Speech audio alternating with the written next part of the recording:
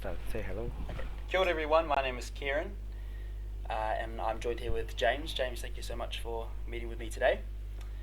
We're just going to be having a chat and a catch up about why you should invest in New Zealand. We've got a presentation prepared and we're ready to get into it, so let's begin. All right. Okay, so why invest in New Zealand? So from Hong Kong, just in the peninsula, it's about more or less a 12-hour flight to get from Hong Kong to New Zealand. So we're the wee little country just right there next to Australia. That's our big brother in the South Pacific Ocean. So our capital city is in Wellington, which is at the bottom of the North Island. The most populous city that we have by far is definitely Auckland. It's forever growing and our infrastructure is also growing. The current population in New Zealand is 4,957,340 and counting. The current population in Auckland alone is 1,606,564, and our current Prime Minister is Jacinda Ardern of the Labour Party. So some of the cool things that we've got going for us, we're the first of 190 economies for ease of doing business. We've got zero payroll tax, zero social security tax, and zero capital gains tax. We're also the second out of 139 nations for business friendliness. So just looking from these figures, you can see that we're pretty laid back. We're really forward. We need to cut that out, sorry. No, that's okay. We're quite forward thinking in business transactions. It's live, it's alright. No worries. When we make mistakes, we just go ahead. it's right. So rank number 3. Yep. So we are ranked number 3 best city in the world for living. Yep. And then we joined with a few other cities. So if we look at the screen, so we got Vancouver, Canada. And what else? Number 3, so we have Auckland, with Vancouver. There's one more that I remember.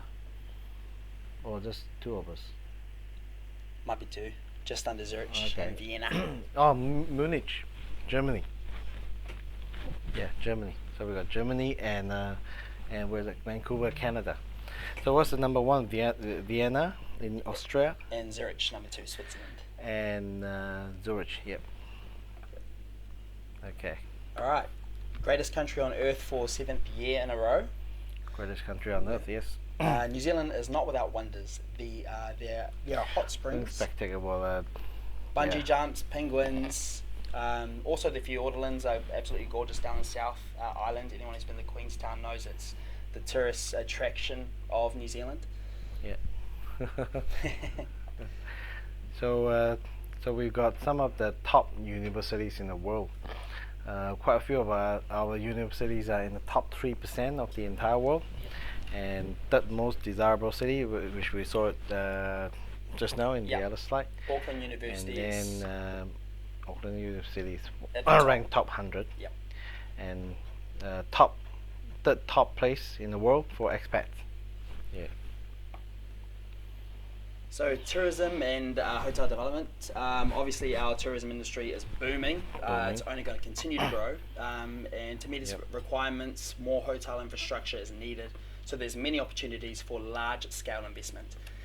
We get about 4.9 million visitors, and by up to 2023, it'll be up 39% from 2018, creating absolutely exciting opportunities for the hotel and tourism industry. Yep. Let's go on to the next slide. So a slide to show what free trade agreements we have in place. The green one means the FTA is now in force. So we got big one, China, Asia, Brunei, Malaysia, Singapore, Indonesia, Philippines. What else we have? I think we have got Korea. The blue one, I see Japan is concluded but not in force for some reason. And then America, North America, Canada, some parts of South America. We have what have we got? We have a TPP in place, but Mr. Trump has sort of pulled out from the thing, and maybe that's part of the reason. Right? Okay. So a tax haven That is New Zealand. You get no inheritance tax, no general capital gains tax, although it can be applied to some specific investments. Generically not in New Zealand investments, but applies to foreign debt and equity investments. No local or state taxes apart from property rate levies by local councils and authorities. No payroll tax, no social security tax, no healthcare tax, it just continues, apart from a very low levy, which is the New Zealand ACC, Accidental Compensation Injury Insurance Scheme, and no stamp duty as well. Yeah, no stamp duty. In a lot of other countries, we pay stamp duty, especially in Australia. About, what, 3% to 7%, something like that? Mm. So let's get on to the exciting stuff. International films in New Zealand, Mulan, which is currently filming right now, is that right? No, it's not filming, it's screening. Screening, 2020. Yeah, screening. Only the Cloud Knows, 2019. Mission Impossible, Fallout, good Tom Cruise. You probably don't know that Only the Cloud Knows is pretty big in China. Huge movie. And we've got Mission Impossible, and we got what else? We got the Lord of the Rings, obviously. That got us famous. The Hobbit, Last Samurai was filmed here as well. And you probably wouldn't know that. Where are we going, Dad? This is a big, huge show, reality show. Filmed here. Filmed here, yeah. I mean, I think New Zealand is one of their station. Fantastic. Yep. Narnia, obviously 1 and 2. Wolverine. I actually didn't know XMen Wolverine was filmed here, to be honest with you, but that's pretty cool. I think part of the production was done here. Yep. Part of production. Anything to do with mountains. Yeah. Crouching Tiger, Hidden Dragon. Classic. The piano. Right. So we are now down to the season adjusted net migration. Back. And yeah, so what we got? We got the actual numbers and the seasonally adjusted. So if we look at the brown or brown colored lines, we are on average about 5,000 people per month. Yeah. So every year, right, per month. Yep. This is the monthly net migration, meaning we have around 5,000 people per month coming into New Zealand net. Yep. Net of those people which are by going out. Yeah. So people coming in, people going out. Then we have the net migration, and we multiply that by 12. So what we got? We got about 60,000 net new immigrants coming to New Zealand every year. Meaning, if we did a stats, right? So calculation. So if we divide 60,000 by 2.4, we got about just under 30,000 houses a year that's required. Yep. But then the thing is, building consent and things like that shows us that we can only build 7,000 a year. So that creates the shortage Yep. of houses, and therefore the price increase. Yeah, and we'll just have a quick look at the rental demand. Right, the rental demand. You can see here's a good linear trend actually, especially with Auckland, which is highlighted in red. I can see that it's just consistently increasing on year in comparison to Canterbury here, which has got upward trends and then increasing and then slowly moving back up to stable. But Auckland seems quite stable in its rent price indices. Yeah, well, the kind of story short, rental is in huge demand in Auckland. Yep. Now the next slide shows the official cash rate. And what do we want to tell you about? 1%. 1% is historically the lowest ever possible OCR rate currently happening in New Zealand. Meaning, what does that mean? It means that the wholesale rate where the bank borrows is cheaper now. It's 1%, cheapest in the entire history, and that translates to cheaper mortgage rate that the consumers get, Yep. which is what we are getting now. It's probably one of the lowest in history Exactly. at the moment. I know BNZ's doing it 3.39%, 3.39%. giving a lot of buy power, especially for huge buying power. No, remember 1% drop for an average household in New Zealand is around about 300,000 increase in buying power, and then meaning whoever could buy $900,000 house maybe just about 2 years ago could buy 1.2 million now. Yeah. Today. Okay. Yep. So we got some pretty cool stuff happening in 2021. Yeah, lots of cool stuff happening in Auckland. Yeah. Let's look at the first one. All right, let's go through the 36th America's World Cup, which is going to be massive for us here as a city of sales. That is Auckland. APEC 2021 is also coming to NZ. We got the Women's Rugby World Cup that's going to be happening 2021. Women's Cricket World Cup, Men's Softball World Cup, and lastly Te Matatini, which is a big Māori festival happening in Tamaki here in Auckland in 2021. And you've got the 150 Royal New Zealand Yacht Squadron, and that's the anniversary coming in 2021 as well. So we've got a lot happening. Yeah, a lot happening. And so tell us, do you remember what's the America's Cup Village? America's Cup Village? Yeah. That is a good question. No. That was where the viaduct was. We used to call it America's Cup Village. Oh, right, back in it. Yeah, and that the thing is, the Chancery, the CBD. There are a couple of places where it was built and prosper because of America's Cup. Just America's Cup alone, right? Yep. It could bring up, give a major boost to the Auckland economy. Major boost to quite a few places in Auckland CBD. But the thing is, for 2021, we've got a few things happening. We've got this APEC 2021, right? Let's rewind a little bit to the America's Cup, right? The reason being is those people coming to New Zealand for the America's Cup, they have quite a few of them have to come half a year beforehand to practice for training and things like that. So what do they need? Housing, accommodation. Yeah, they need housing. Yep. What else do they need? Retail, restaurants, supermarkets. Retail, restaurants, supermarkets, cars. Transport. Yep. All this, everything to live, really. Yeah. So there's quite a lot of things happening, and accommodation, right?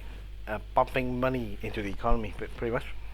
And that's just America's Cup alone. And what about APAC? Who are those people who are coming? These are world leaders coming, aren't they? World leaders, and then who comes with them? Yeah, the whole 18, their body squad. Yeah, the bodyguards, and then there was some business people, advisors, this and that, plus the bodyguards, and then their helpers and overseas media will also be over here doing media coverage. Yeah, that's right, media coverage. And what else? Who else are coming? Heaps, right? Yeah, so a lot of people are coming. So number 3, Women's Rugby World Cup. So Women's Rugby World Cup. Yep. And then what we got? We have Women's Rugby World Cup. Then what else? Women's Cricket World Cup. We got cricket. We got Men's Softball World Cup. What else have we got? We got the Te Matatini that you just mentioned, and then that one, right? Okay. Yeah. And if we look at each one of this, if the first 1, 2, 3, 4, 5, if each of those first 5 of them were to bring in, say, 50,000 people, maybe, I don't know, maybe 50, 20, 30,000 people, say 50,000, you're talking about 250,000 people coming into New Zealand maybe for a short period of time, but that's for throughout the entire year. And you've got Te Matatini, everybody's coming to Auckland. That's right. Right? Yep. Everybody's coming to Auckland, and tell me, you have a Maori origins, isn't it? What's this festival about? Yes. So this is a massive kapahaka festival, which is a cultural. Sorry, what was it? Kapahaka, which Kapahaka? is yes. So that's in Māori culture. It's really originates from a war dance. Really. So they have items. It's basically a good place to communicate with other Māori. A lot of political, cultural issues, as well as some things of excitement that are happening. It's basically like a huge grand show and tell. It goes on for about a week or so. Yeah. So yeah, it's a huge networking opportunity for Māori to meet other Māori, as well as getting their name up on a national presence, which is always What's good to an see. estimate like how many people are going to participate in that? Yeah, you're looking at about an attendance with performance for around 40,000 attending from all the way down in South Island to the top of North Island. You've also got teams coming over from Australia. So there's a lot of presence happening, and then obviously all the locals from Auckland. I think Auckland has the largest Māori population in the country, so you'll be seeing a lot of them attending there as well. Right. So what are we dealing with? I think it's a crisis. Yeah. An accommodation crisis. How are we gonna house all these people in Auckland? Every one of these major events are happening in Auckland. Where are we gonna put them? Yeah. I don't think we have enough hotels. I don't think we have enough Airbnb and accommodation, so there'll be a big shortage of all this accommodation to start with, Absolutely. and then we have shortage of transport. I mean, look at the Auckland transport systems at the moment. Our traffic Yep, a nightmare. is nightmare. I mean, like before they come. Yeah, with the Auckland population alone, Yeah. it's a nightmare. Before they come. Yep. So transport will be another issue. But then things, I mean, in saying that this crisis is a good crisis somehow, like it's going to bring in a lot of businesses to New Zealand, like restaurants business will be booming. Yeah. Lots of food Absolutely. business, transport business, rental cars, Retail. accommodation, travel, air tickets, everything will be booming in 2021 for Auckland. And that adds on to the another reason to invest in Auckland, Yep. right? Absolutely. Okay. Now next. All right. So I mean, this is mainly for those our viewers out of New Zealand, outside of New Zealand. There are quite a few friends who send me messages asking us how do we immigrate to New Zealand? Well, we are. I mean, simply because they have heard of all the good stuff about New Zealand, and then we are currently one of the few places that hasn't got the coronavirus. Yep. Oh, no. I mean, then and then we don't have many wars going on. Yeah. Right. I mean, I think I think I can speak for everyone. We're quite friendly. We're quite down to earth, and we are quite a friendly country. The Kiwis are famous for being friendly. So then we were asking, how do we come to New Zealand? How do we live there? You know, like especially a lot of people from London.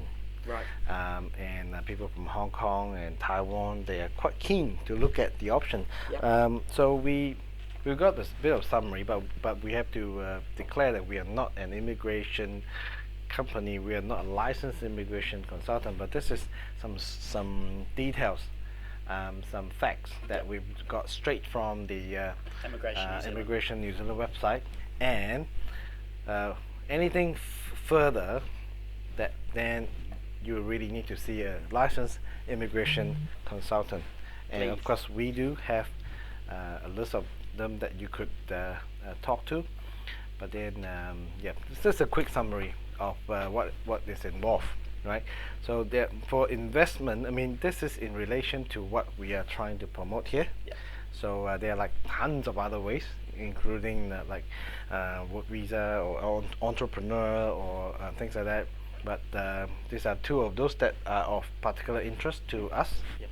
And we are sharing this So we've with got you. two tiers of investments strategies. So investor one is, so we're looking at about a $10 million investment New Zealand dollars. Now this is invested in the New Zealand Growth Fund over a 3-year period. There's also a minimum spend time that's required with that as well. So with this option one, you don't have to spend any time in New Zealand in year one. However, you'd have to spend a minimum of 44 days in year 2 and a further 44 days in year 3. Yeah. Now the option 2 with this is a $10 million investment plus a $2.5 million investment in a growth investment fund. That reduces the time to about 88 days, which can be spent within that 3-year holding period. Which means somebody with $10 million to invest, right, over 3 years period, they can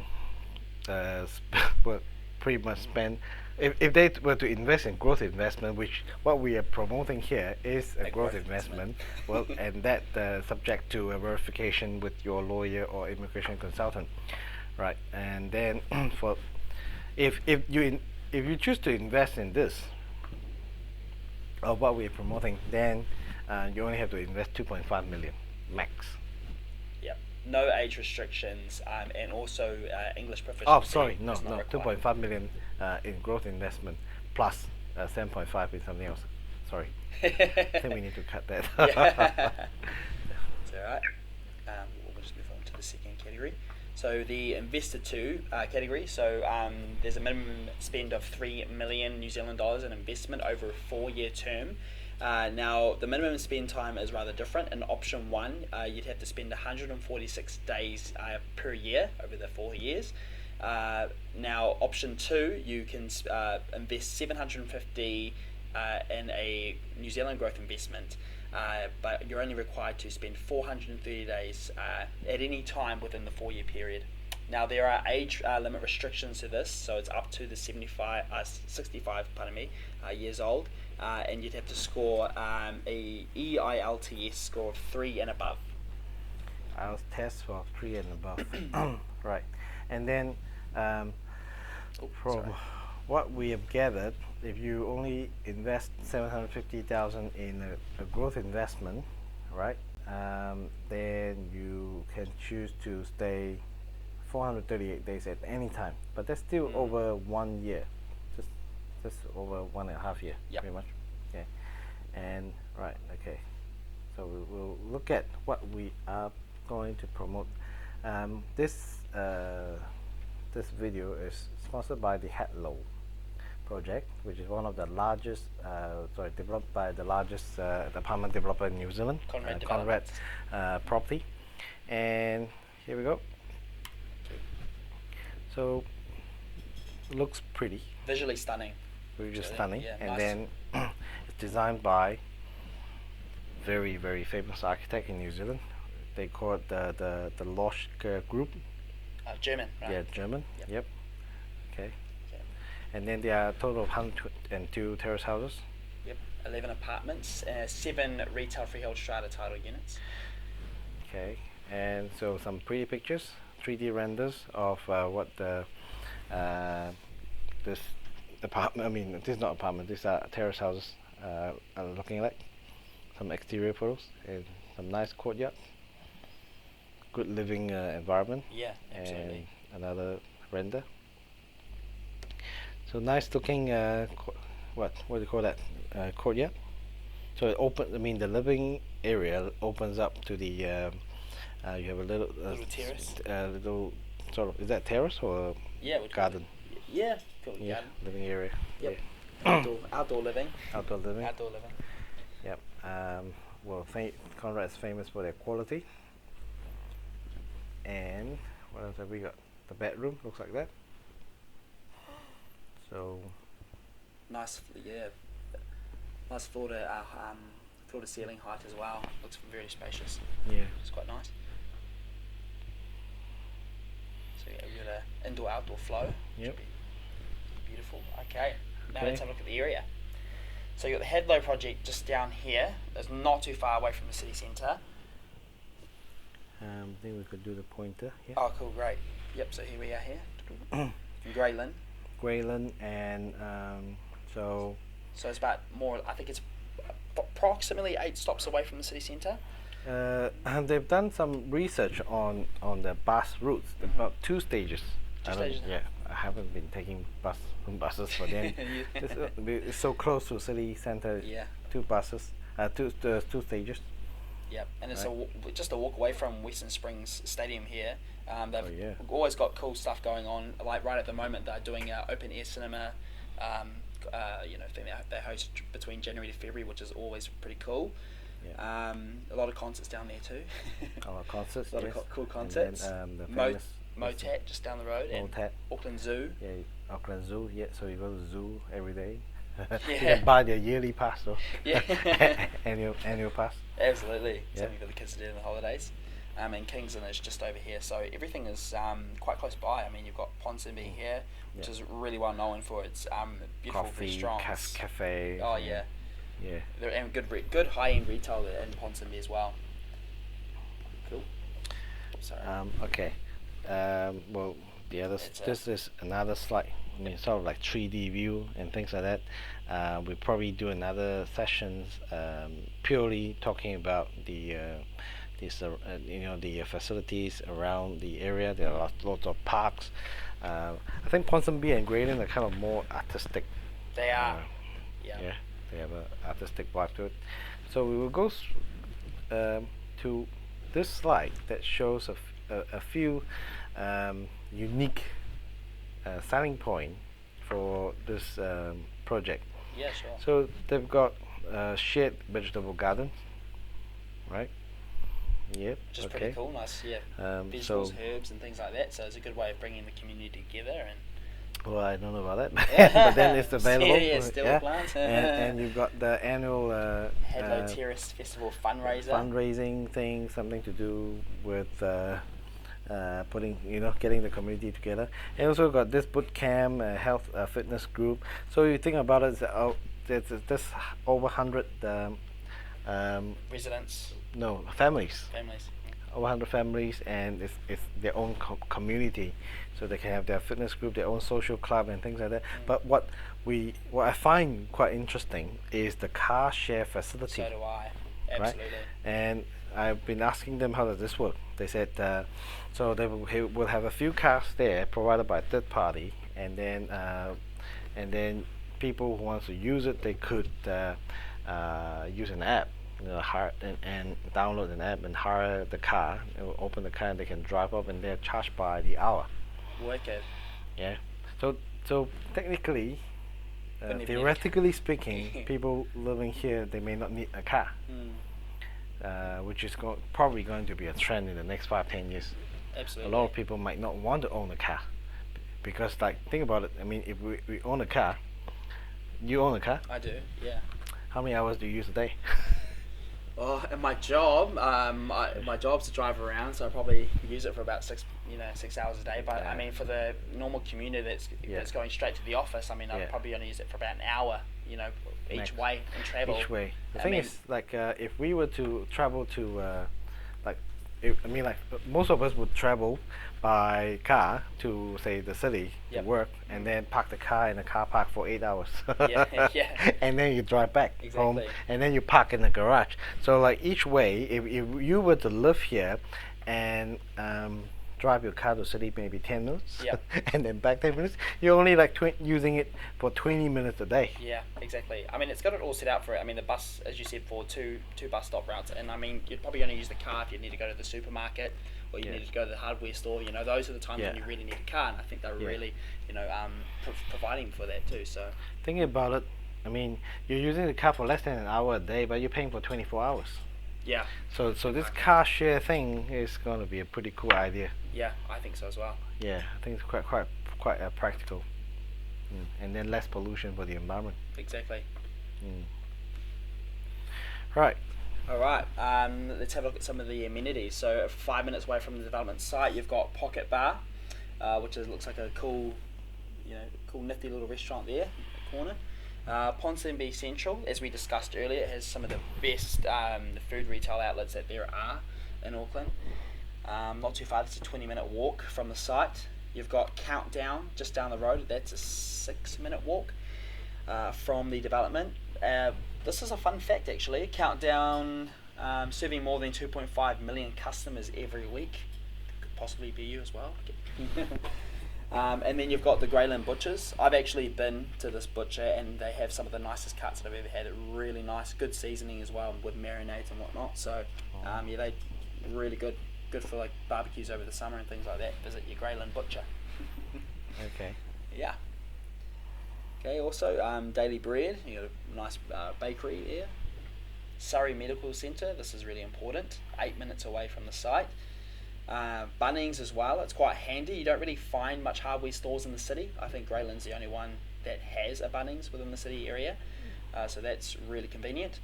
Then you've got the Postal Service Cafe, nice coffees at the Postal Service Cafe, so go there for a frittata and a flat white. Uptown Bounce, something cool for the kids to do on the holidays or for fun exercise. It's kind of similar to a jump. Caro's Wine, so that looks like a Friday afternoon. Greyland Park, so cool to take your bike, take your skateboard down, good for the kids. And then again, Ponsonby Road, 16 minutes from the site. Cool cafes, restaurants, exactly like that, so pretty cool. Here's some more things like that. We've got mountain bikes. Western Springs is really cool for a picnic in the summer. Obviously the zoo's close by. Go feed some ducks. Whole Foods, Refillery, good for the people who want to be economically aware. You can take your Tupperware down and fill it up. Save on plastic. Tarts Bakery, Kingsland, lots of cafes there as well, and good restaurants. Yeah, really nice. Tiger Burger, have you been there? No, I haven't been to Tiger Burger. Good? I don't know. I haven't been. Yeah, well, something for you to check out, Tiger Burger. Okay, let's have a look at the site plan. Yep. The site plan is actually quite simple. There are like 4 main blocks. So you got the block behind Building A. Yep. Which is that one there. And then you got a block behind Building B and block behind Building C. So and these front sections here, they're all retail, is that correct? The front bit there, retail plus apartments upstairs. Okay. And then the rest here, they're all terrace houses in different blocks. And then you got like an array of car parks around there. Okay. And so, well, they're like, these are the floor plans, the scheme plans, and let's look at the school zones. Yep. Okay, so the Balmoral School, Greyland Schools around there as well, Marist School, so we've got really good schools in that area. Auckland Girls Grammar is also really well known. ACG Parnell College is a big name. These are all the really quality schools. Yep. And then Western Springs, obviously, just down the road as well. And it's quite close to the University of Auckland. Yep. By bus. I think around about 2 stages, right? Yeah, easily, yeah. To get to the end of Simon Street, you just walk from there. So education-wise, this place kind of covers everything. Oh yeah. From primary up to tertiary. Yep. And then so these are the locations. A list of the childcare and preschool around the area in case if your children is less, under 3 years old. Some gym, Pilates, all of the health benefits around here. A lot of boot camp. You've also got a boot camp there as well. We won't go on with too much detail, which we can send you the list. And okay, another reason why do you invest in Auckland? So we've got a few charts here that shows that for the last 10 years, say, where is it? So it's from year 2009 to 2019. Yep. So we got the median sale price growth on it with an average of 7.68% average capital growth per year, per annum. And then we did another chart for the last 20 years, is 7.53%. And then we did another chart for the last 27 years, is average of 8.16% average capital growth. So to be fair, we probably take an average capital growth of about 7 to 7.5% annually over the last 10, 20, and 27 years. Yeah, it's bloody good, I think. Right. So meaning So $100,000 house now it's going to become 107,000, and then we keep increasing. So around about 7 or 8 years it doubles. I mean, this is the Auckland's average, doubling every 7 to 8 years. Yep. All right. Well, this video is pretty much targeted at overseas buyers, which meaning non-New Zealand residents. There are some that we have. I mean, a very limited space allocation for overseas buyers. Yes. And I mean, the purchase procedure is to put down $2,000 to book the as a deposit guarantee. As a deposit. and then they'll pay the balance within 10 working days, and then another 10% within 2 months, which we will. Kieron and myself or one of our colleagues will guide you through the details if you are interested in this. Just comment below or send us a private message in our Facebook page. Then we will get back to you on a one-on-one basis to guide you through the whole thing, whether or not you are interested in this, maybe some or immigrating to New Zealand. We could help put you through to the correct people. Yeah, absolutely. Okay. Right. Sorry, this is from another site. So we've got email info@james.co.nz. Or Facebook private message and our phone number. And right. Okay. So I think so we'll see you next time. We've got a few more sessions to share with you the information about New Zealand, and mostly about New Zealand property, the legal system, education, and tax laws and things like that. Yep. Bye for now. Thanks for joining us. Thank you. Bye bye.